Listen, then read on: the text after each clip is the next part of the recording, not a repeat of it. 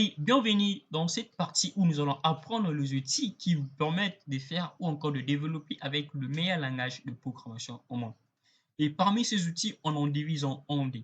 Il y a des outils qui sont nécessaires et primordiaux et des outils qui sont accessoires. Nous verrons pourquoi. Mais parlons d'abord des outils qui sont primordiaux. Parmi ces outils, il y en a trois, parmi lesquels on a l'éditeur de texte qui vous permet tout justement d'écrire votre code. Deuxièmement, un navigateur. Dans ce navigateur, c'est là où vous allez exécuter votre code. Certes, nous avons dit tantôt que le code JavaScript ne s'exécute pas seulement au niveau de votre navigateur, vous pouvez aussi le faire, bien sûr, au niveau de votre serveur. Cela ne fait pas partie de ces formations.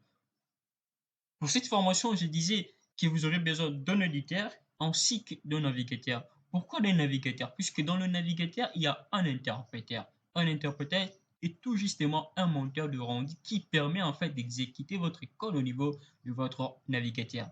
Et en dehors du fait que vous ayez un interpréteur intégré dans votre navigateur, il y a aussi un troisième outil qui est en fait un debugger qui va vous permettre de pouvoir inspecter votre code que vous avez écrit afin de détecter de différentes erreurs.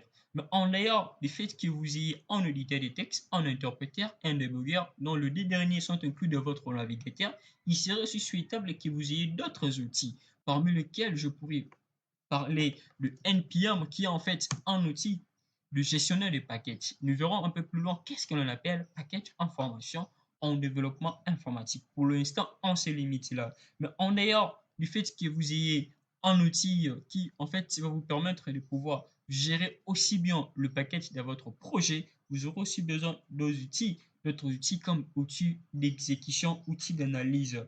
OK? Ainsi donc, avec ces outils, comme je le disais, ils sont ne sont pas primordiaux, c'est-à-dire ils sont accessoires, donc leur nécessité ou leur euh, absence n'exclut pas le fait que vous ayez la capacité de pouvoir développer en JavaScript. Alors pour cela, on se retrouve un peu plus loin pour vous parler de ce qu'on appelle interpréteur et de ce qu'on appelle debugger.